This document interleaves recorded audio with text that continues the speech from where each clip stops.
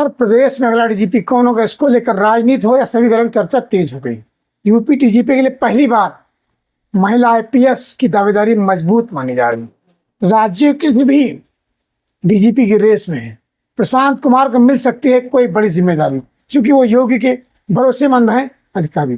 प्रदेश में नए डीजीपी को लेकर एक बार फिर जद्दोजहद शुरू हो गई। मौजूदा डीजीपी प्रशांत कुमार 60 वर्ष की उम्र पूरी कर चुके हैं और इसी 31 मई को रिटायर हो रहे हैं। चर्चा उनके सेवा विस्तार की भी हो रही है, लेकिन इसे लेकर फिलहाल गृह विभाग में कोई हलचल नहीं है।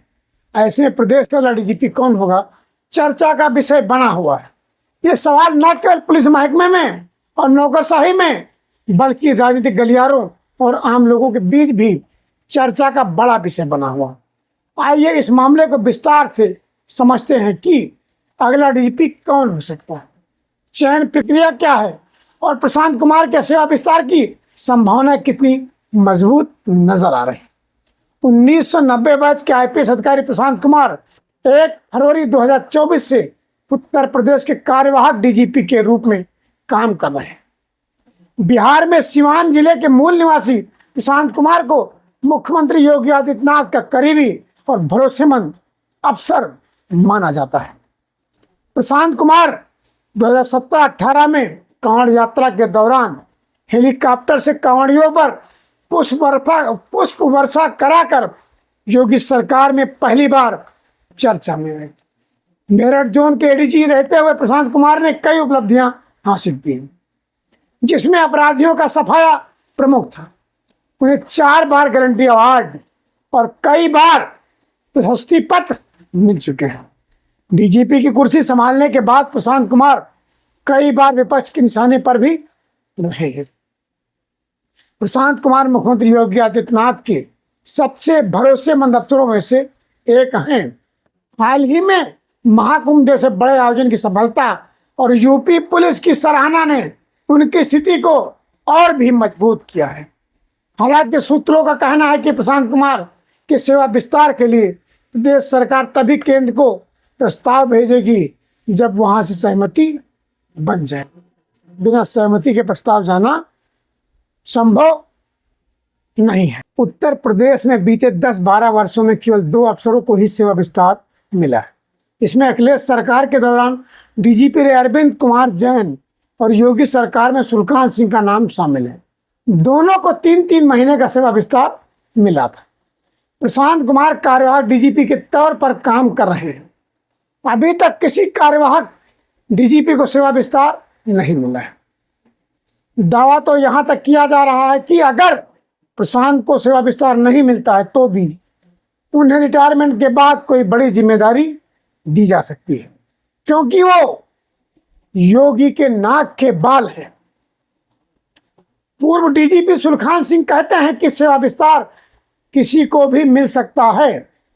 एसपी से लेकर डीजीपी तक को 3 महीने का सेवा विस्तार दिया जा सकता है। चीफ सेक्रेटरी के लिए यह नियम 6 महीने का होता है। सुलखान सिंह कहते हैं कि सेवा विस्तार के लिए वजह बतानी पड़ती है कि किस वजह से वो संबंधित अफसर को, अधिकारी को सेवा विस्तार देना चाहिए। पूर्व डीजीपी सुलखान सिंह ने बताया कि सेवा विस्तार विषम परिस्थितियों में ही दिया जाता है। हालांकि ये केंद्र सरकार के विवेक पर भी होता है, चाहे सेवा विस्तार दे या फिर ना दे। क्या है डीजीपी नियुक्ति की प्रक्रिया, हम आपको बताएंगे कैसे डीजीपी नियुक्त किया जाता है। उत्तर प्रदेश में डीजीपी की नियुक्ति के लिए 6 माह पहले नियमावली बनाई गई थी। हालांकि कैबिनेट से पास इस नियमावली को अब तक लागू नहीं किया गया है। सरकार अपने ही कैबिनेट से पास नियम को खुद की सरकार नहीं लागू कर पा रही। इस नियमावली के तहत एक 6 सदस्यीय समिति डीजीपी की नियुक्ति करेगी। इस समिति की अध्यक्षता हाई कोर्ट के सेवानिवृत्त न्यायाधीश करेंगे और इसमें मुख्य सचिव, यूपीएससी का एक सदस्य, उत्तर प्रदेश लोक सेवा आयोग का अध्यक्ष या उनका नामित व्यक्ति, अपर मुख्य सचिव गृह और एक पूर्व डीजीपी शामिल होगा। ये कमेटी सेवा, रिकॉर्ड, अनुभव और न्यूनतम 6 महीने की शेष सेवा अवधि जैसे मानदंडों के आधार पर डीजीपी का चयन करेंगे। डीजीपी की नियुक्ति 2 वर्षों या रिटायरमेंट की अवधि तक, जिसमें जो पहले हो, की जा सकती है। साथ ही असंतोषजनक प्रदर्शन की स्थिति में सरकार उन्हें हटा भी सकती है। पहले की प्रक्रिया में राज्य सरकार वरिष्ठ आईपीएस अधिकारियों की सूची संघ लोक सेवा आयोग यूपीएससी को भेजती थी, जो 3 वरिष्ठतम अधिकारियों का पैनल तैयार करता था। केंद्र के department of personal training DOPT और गृह मंत्रालय की सलाह के बाद अंतिम चयन होता था। अब जानिए डीजीपी की रेस में कौन कौन अधिकारी शामिल हैं। प्रशांत कुमार रिटायरमेंट के बाद कई वरिष्ठ आईपीएस अधिकारियों के नाम डीजीपी पद की दौड़ में शामिल हैं। सबसे नंबर 1 पर आते हैं राजीव कृष्ण। 1991 बैच के अधिकारी हैं। वर्तमान में उत्तर प्रदेश पुलिस भर्ती एवं प्रोन्नति बोर्ड के अध्यक्ष और विजिलेंस निदेशक पद पर कार्यरत। राजीव कृष्ण को उनकी अनुशासित और गंभीर कार्यशैली के लिए जाना जाता रहा है। हाल ही में उन्होंने नकल विहीन पुलिस भर्ती परीक्षा करवाकर सुर्खियां बटोरी। उनकी सेवानिवृत्ति में अभी 4 वर्ष बाकी हैं, जिसके कारण वो मजबूत दावेदार माने जा रहे हैं। फिर आता है नाम बीके मौर्य का। ये 1990 बैच के अधिकारी हैं। फैजाबाद, बरेली, अलीगढ़, मुजफ्फरनगर, गोरखपुर, आगरा, आजमगढ़, सहारनपुर और मेरठ रेंज के एसएसपी, डीजीपी रह चुके। योगी सरकार में सबसे पहले उन्हें एडीजी रेलवे बनाया गया था। मौजूदा समय में वह डीजीपी होमगार्ड के पद पर तैनात है। तिलोत्तमा वर्मा तीसरा नाम आता है। 1990 बैच के अधिकारी हैं। डीजी परीक्षण के पद पर तैनात तिलोत्तमा वर्मा इस रेस में एकमात्र महिला उम्मीदवार हैं। लंबे समय तक सीबीआई में कार्यरत रही तिलोत्तमा को प्रशासनिक अनुभव और महिला सुरक्षा व न्यायिक प्रक्रियाओं की गहरी समझ। उनकी नियुक्ति होती है तो वह उत्तर प्रदेश की पहली महिला डीजीपी बनेंगी, जो एक ऐतिहासिक कदम होगा और योगी सरकार के नाम लिखा जाएगा कि योगी सरकार में पहली महिला प्रशासनिक अधिकारी को उत्तर प्रदेश का डीजीपी बनाया गया। इसके बाद आते हैं एमके बसल। 1990 बैच के बसल दलित चेहरा हैं और फरवरी 2026 में रिटायर होंगे। मौजूदा समय में ये पावर कॉर्पोरेशन के डीजी पद पर तैनात हैं।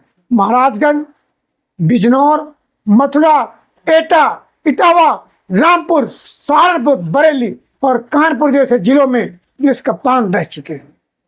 इसी के साथ Anand Kumar DG CBCID, SN Sawant DG कारागार, रेणुका मिश्रा डीजी भर्ती बोर्ड, इनमें सब में से किसी भी अधिकारी की नियुक्ति उत्तर प्रदेश के डीजीपी पद पर हो सकती है, लेकिन अभी इन अधिकारियों में से किसी एक का नाम पुष्ट नहीं किया गया है। कोई कंफर्मेशन अभी तक फाइनल नहीं हुई। उत्तर प्रदेश में 3 साल से नहीं है अस्थायी डीजीपी। ये उत्तर प्रदेश का दुर्भाग्य है या सौभाग्य है, आप खुद समझिए। 3 वर्ष बीत चुके हैं और अभी उत्तर प्रदेश को अस्थायी डीजीपी नहीं प्राप्त हुआ। सिर्फ कार्यवाहक डीजीपी के भरोसे उत्तर प्रदेश की सरकार प्रदेश की कानून व्यवस्था को चला रही है। उत्तर प्रदेश की योगी सरकार 3 वर्षों से अस्थायी डीजीपी की नियुक्ति नहीं कर पा रही है।